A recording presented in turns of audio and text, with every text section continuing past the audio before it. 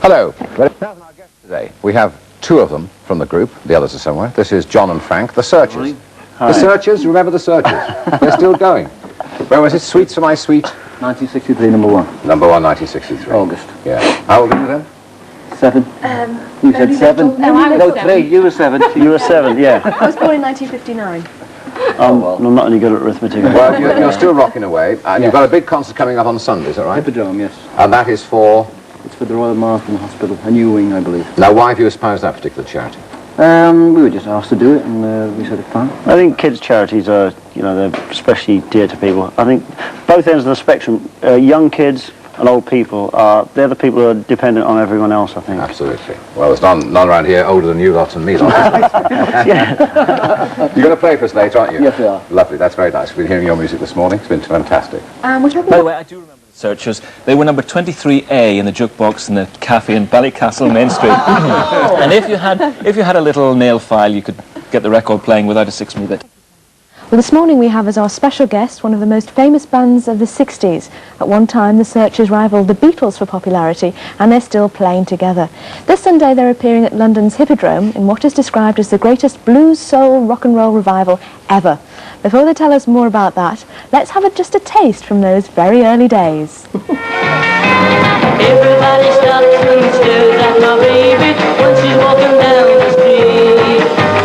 People passing by just look at my baby, 'cause my baby looks so sweet. You know she's sugar and spice and all things nice. Kiss her sweeter than wine. Sugar and spice and all things nice. You know that little girl is mine.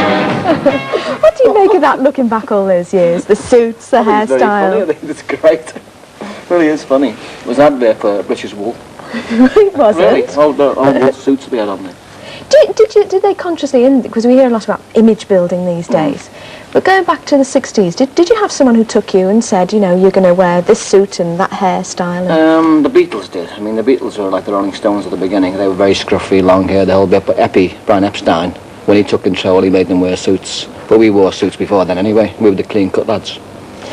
Do you ever think, because you were tremendously successful, Oh, yes, it was a great you period. still are, Yeah. but when you look at the superstardom of the Beatles, do you ever think, well, that was a group from Liverpool, that could have been us? No, we didn't have the talent the Beatles had. The Beatles were exceptional. They were absolutely brilliant. I mean, two writers were superb, Lennon and McCartney. I mean, if we could write like that, then we'd be as famous.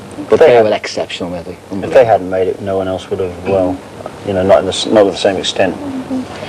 You came in the middle of all this, Frank, That's didn't right, you? You yeah, came I was in, very you lucky. just I had it sort of, all you ready missed made. all the hard bit out. You Ready? just sort Oh of no, came I got in. all the hard bit. I did my was, hard bit with other groups. In fact, I first met the Searchers in '62 in Hamburg. I was out there with a group called Cliff Bennett and the Rebel Rousers at the time, and we became great friends in Hamburg. And when Tony left to do his solo career, which he did very, very early on in the hit period, just after the first 2 or 3 hits, then they said, "Do you want to come and join the band?" There was tailor-made. I mean, it was wonderful. What was it like being out there in Hamburg? Hamburg?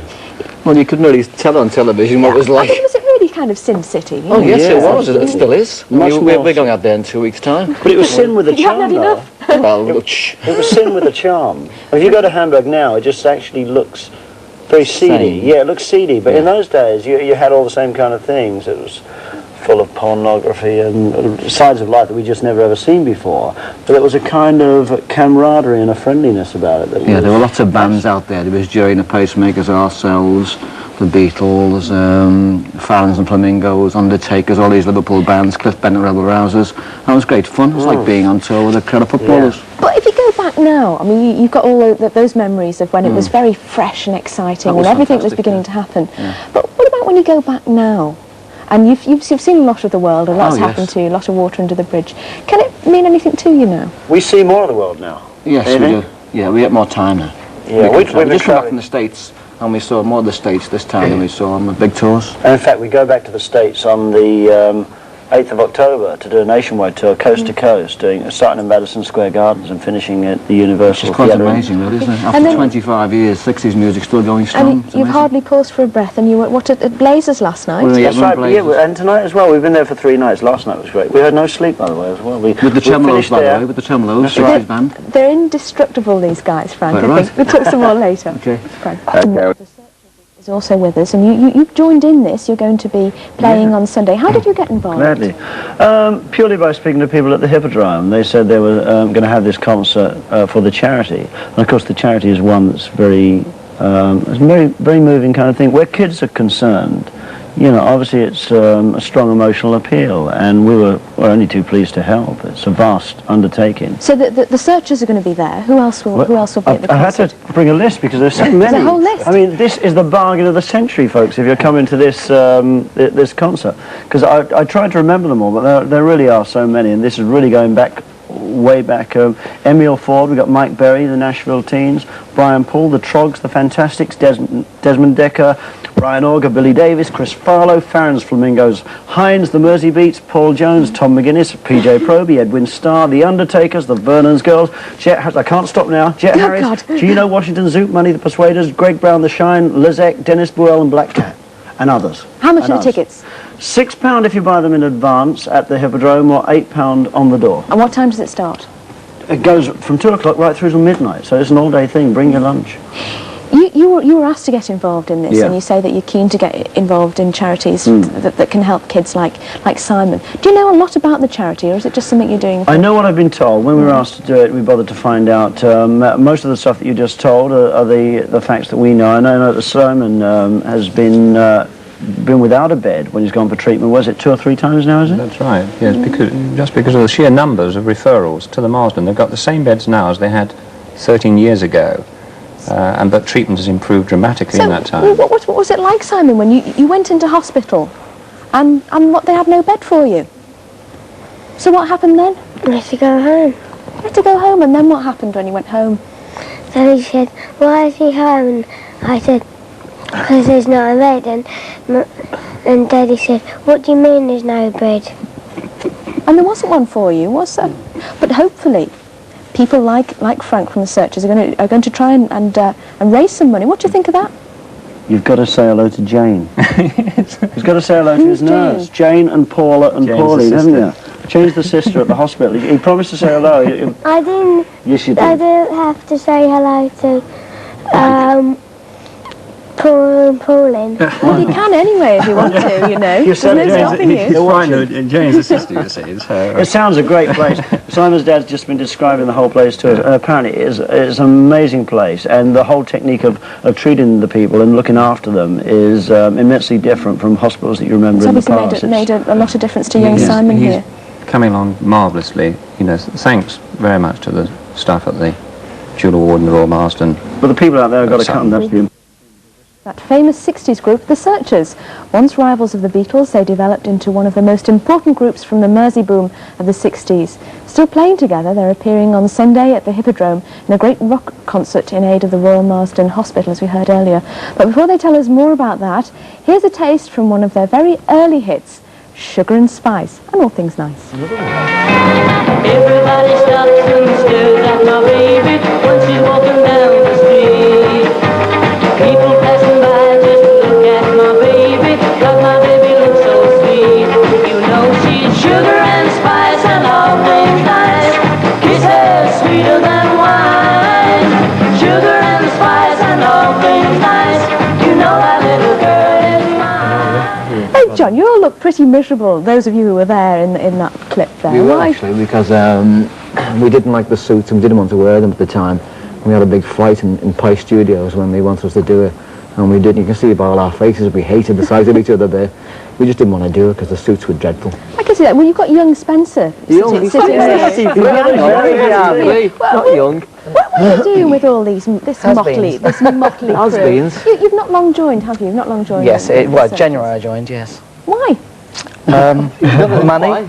Still nothing else to do. Nothing. No, I was quite bored at the time. No, they asked me and I joined because I thought it was great. Yeah, we have a good time. You know, we travel the world. So what was your musical background then before you came with this motley crew? I say. None of you heard him on stage. Is that a #1 record? Go on, tell Well, not number one. Number 13 over here, and it's about top 10 all over the world with Beach Baby in '74. A band called First Class. I remember that one. Yes. Your age group.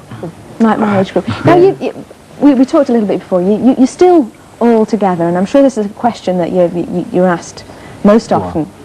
How do you manage not to not to fall out with each other and to end up fighting and screaming in the papers? Yeah, you adapt quite well. I mean, we all have our sort of things that we don't like about each other, but we sort of, if somebody gets in a mood, you leave them in that mood and don't believe come out of it. You get on with it. We were saying earlier on, it's a bit like a marriage. You know exactly, you learn over the years, know how far to push each other and what's important and what isn't important, and to carry on is much more important than most arguments ever are.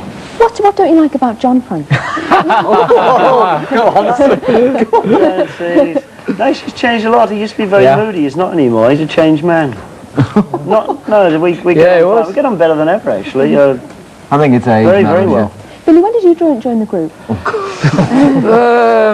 69. 69. Yes. And they must have all sort of settled down a bit by then, by the time you came along. Did you feel a bit of an outsider when you first came? Not really. It was quite easy. I'd played in lots of bands anyway before joining the boys, so I was used to chopping and changing, so it was okay.